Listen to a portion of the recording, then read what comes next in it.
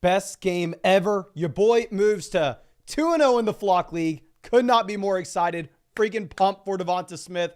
A lot to talk about. Maybe we dive into the Eagles first, then we'll get into the Falcons later. I think the Falcons maybe are a little more interesting, but let's just get through the Eagles real quick. Let's go quarterback first. Jalen Hurts. There's not much to discuss, right?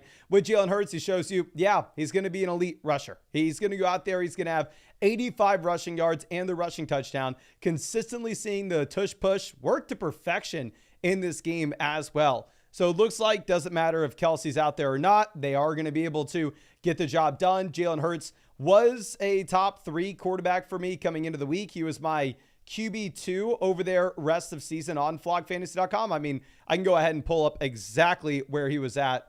Yeah, we had Jalen Hurts at QB2, only behind Josh Allen. Honestly, probably not going to have to update the Jalen Hurts ranking. May end up having to update this Kyler Murray one later in the week, though. We'll talk about that in another video. Now, going over to running back, Saquon Barkley comes out, continues to show a 3-down workload. I mean, if you're looking at where we were previously ranking Saquon Barkley, honestly, probably not having to update this ranking either. We had Saquon Barkley at RB3, ranked 4 overall coming into this game. And yeah, I feel very comfortable with that. Barkley, not only do you have the massive share as a rusher, but at the same time with Saquon Barkley, he comes out and gives you everything as a receiver, right? So if you're looking at Barkley, super, super safe running back to have as the top 3 option. I mean, 4 receptions, 21 receiving yards. He gets you the 95 rushing yards at the same time. Immaculate. Now, one thing that is not so exciting as we go over to wide receiver here in Philly. And maybe we needed to lead off with this because we got the horrible news before the game even started that a Mr. A.J. Brown was not only going to be missing this game, but A.J. Brown was actually going to be missing a couple weeks. So going over and looking at the receivers here in Philly, it probably is a situation in which, yeah, you need to be very excited about Devonta Smith going forward. I mean, Smith is the reason that I actually won my matchup in the Flock League this week. We needed Smith to outscore Dallas Goedert by 2.5 points. Never in doubt, Smith gets there. Looking at my rest of season rankings, we will need to update these now that we know that A.J. Brown is going to be out for a couple weeks. I think A.J. Brown has to fall. Well, we'll update them right now in the live stream for everybody that is here. Of course, all these rankings are on the site. If anybody wanted to ever check them out, I mean, we're updating them literally every single day, both our weekly rankings and our rest of season rankings. But yeah, I think with the news that A.J. Brown's going to be missing a couple weeks here, you do have to drop A.J. Brown behind Nico Collins. I think A.J. Brown has to drop behind Garrett Wilson. And honestly, A.J. Brown versus Marvin Harrison Jr., this is where it gets a little tough. Can everybody spam the chat right now? Who would you rather have rest of season? Would you rather have A.J. Brown or Marvin Harrison Jr.? Obviously, a spot in which if A.J. Brown was fully healthy, points per game, I go Brown over Harrison. But with A.J. Brown missing time, we got Harrison, Harrison, Harrison, Harrison, Harrison, A.J., Harrison, A.J., A.J., Harrison, Harrison, A.J., blah, blah, blah. It does look like it's pretty close. I'm probably going to leave this as is for now. I'll think about it. Possibly we go ahead and we adjust this later tomorrow. Going over to wide receiver, we have Devonta Smith here at 15. I mean, obviously, we will talk about what happened with the Atlanta Falcons here in just 1 second with Drake London. London has a fine day at the very end of the game. If you are looking at Smith, 9 targets, but you will have A.J. Brown later on. So if we're going to adjust these rest of season rankings, in terms of Smith versus Drake London, I think it is very tough here because in the short term, I would 100% prefer Devonta Smith. Like my week 3 ranking, Smith will be ahead of Drake London. I guarantee you that. But rest of season, later on in the year, it's a little tougher. Can y'all please let me know in the live chat, would you rather have Devonta Smith or Drake London rest of season here? Rest of season. Okay.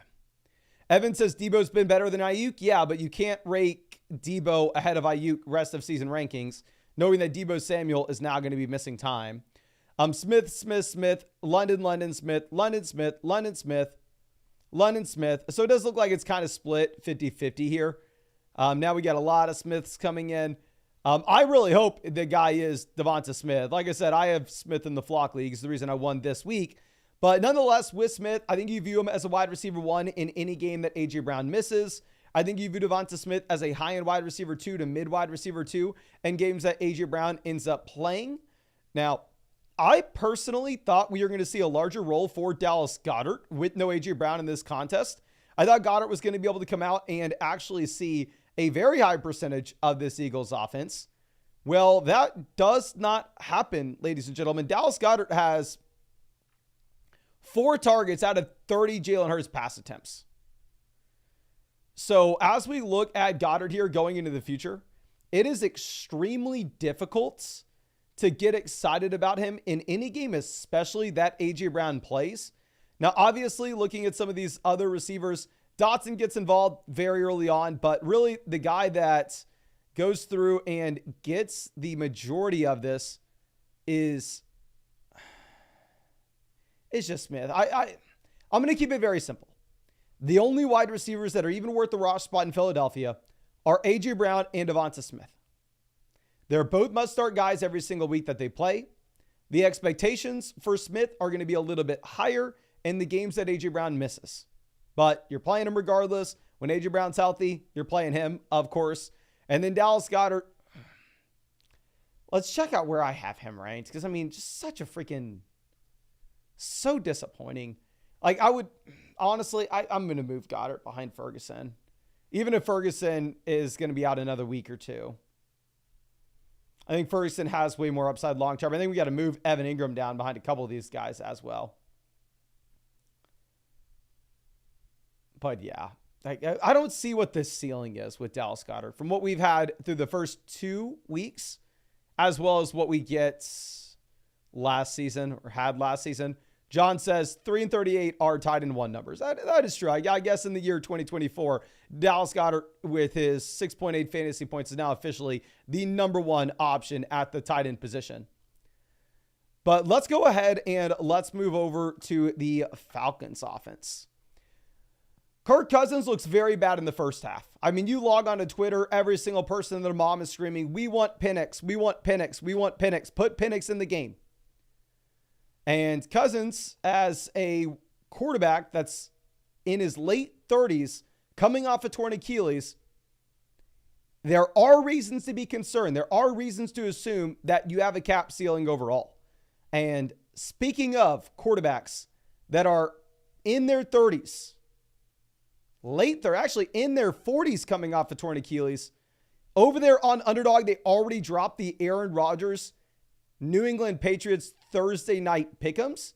If you're interested in checking any of these out, you can find honestly, I'm for sure taking the Wilson higher than 61.5 receiving yards. We're actually going to do this real quick. I'm actually going to be creating a little pick'em slip. I think Rodgers, you actually get a bounce back game here. I think we're going to be going with Ramondre for fewer than 65.5 receiving yards. We're going to go Rodgers more than 211 passing yards. Wilson, I want to take advantage of these before they move. We're going to apply our 20% profit boost token. Everybody should have those in the lobby right now. We're going to put 15 to win about 80. 15 to win 80 on that. But yeah, anyway, if you wanted to check out any of those pick'ems, you can find that link in the description in the comment section. If you use code FLOCK, you are going to get a 50% deposit bonus up to $1,000 plus a free Flock Fantasy team review with yours truly through one of these live streams. And you will also get a additional Aaron Rodgers free pick'em more than less than half total yard for Thursday night. If you're new to Underdog, but Underdog's actually also about to drop a free CeeDee Lamb pick for everybody, regardless of if you are new or have been on the app for years like I have been. But let's go ahead and let's move this back over to the other dusty old quarterback. With Cousins here, don't let the box score fool you. He didn't look good till the very last drive. The last drive, I mean, honestly, it doesn't look anything like the entire game. They end up coming away with the win, but Cousins still not viable in fantasy. Will not run the ball at all. -1 rushing yards this game. It doesn't look like he's anything close to leading the NFL in total passing volume. So Cousins, not interesting in fantasy. Going over to running back, I don't know if I'm just biased because obviously I'm a Texas Longhorn, Hook'em Horns, and I want to root for our guy Bijan Robinson, but every single Bijan Robinson touch, this guy looked like the best player on the field. Looked phenomenal. Had the workload as well at the beginning of the... Algier comes in, and Algier has 9 carries, which is a little frustrating. You do have 5 targets for Bijan Robinson, though, and 14 carries. So that is 19 total opportunities from Bijan. Still putting him at RB2 rest of season here. I don't necessarily think that we need to be making any adjustments on that front. Actually, I don't know. I don't even want to ask y'all Bijan or Brees. I think you can go back and forth. Both options are phenomenal. It is kind of up to you. Maybe we do need to check in. Where did we have Cousins ranked coming into this game? Because obviously Cousins does look a little bit better in this contest. I think Cousins probably jumps Caleb for us, jumps Stafford with the injuries that you have in Los Angeles.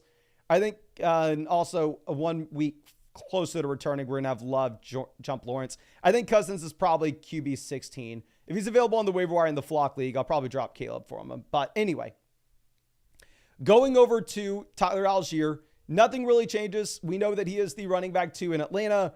He's not startable in the case that Bijan Robinson's healthy. But if you were to get an injury to Bijan Robinson, Tyler Algier becomes a top 12 running back in fantasy. I mean, I just picked up Tyler Algier as my waiver wire pickup in the Flock League that actually ran on Sunday. And yeah, feel very comfortable with him going into the future. Going over to wide receiver, Darnell Mooney and Drake London both lead this team in total targets. You have Darnell Mooney with 7 targets. He actually has the long receiving touchdown. It's funny. Darnell Mooney catches the ball, breaks the tackle a little bit, and then is kind of confused that he's standing there all alone. He looks around and goes, oh, okay, I guess I can run this in. Like, it was a very weird kind of busted play there. But anyway, Darnell Mooney, am I excited about starting him this? No. I don't think you can necessarily start Darnell Mooney going into the future, to be honest with you. I think Drake London, on the other hand, probably is that player that you can continue to start every single week. He was a must-start guy for us this week in this game environment. He does have 7 targets, 6 receptions, 54 receiving yards, and the receiving touchdown. You may ask, well, Mason, what makes Darnell Mooney a must-start Drake London a must-start where Darnell Mooney isn't? With London, we have years of data going back to 2023 as well as 2022, where you have seen London be dominant from a market share perspective. Now, he's never good at fantasy because the Atlanta Falcons have been a garbage passing offense his entire time. But if you think Cousins can possibly be mediocre, if you think Cousins can come out and just have this as a slightly above passing offense, I think that if those market share numbers remain true for Drake London, he's still going to be that must-start guy. He has like a 23.5% team target share this week, getting 7 of the 29 Kirk Cousins team pass attempts. Now, going over to Ray McLeod, don't think he's particularly interesting as well. Wouldn't bother rostering him.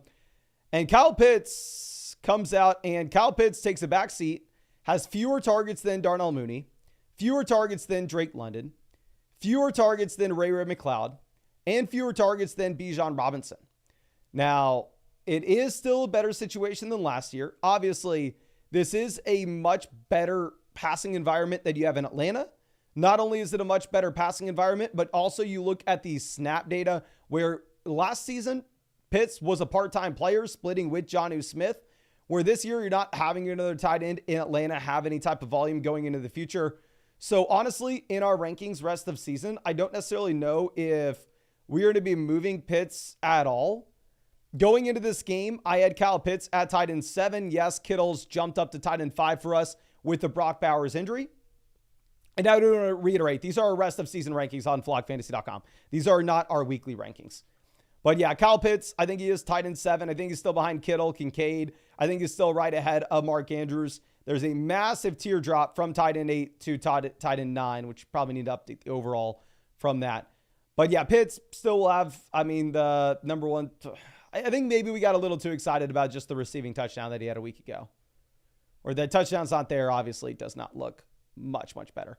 And I'm sorry, not Bowers being hurt. Clearly, I've live streamed for too long today. Deebo Samuel being hurt has moved George Kittle out these rankings. Clearly, you can tell after Bowers just absolutely crushing it this past week, we have Brock Bowers up to tight end 4, but that's not relevant to this game. But I think that should be relatively it. Want to remind y'all, Darnell Mooney must roster receiver. If we have a few more games like this, I'd say yes, we are going to start him, especially through the bye weeks. Drake London, still someone you're starting every single week. Kyle Pitts, still someone you're starting every single week because tight end sucks. Bijan, still a top 3 back. Kirk Cousins, possibly a streamer depending on matchup.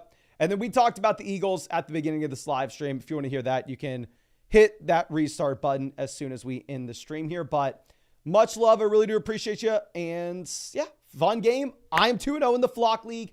Let me know in the comment section, what's your record and how are we looking going into week 3?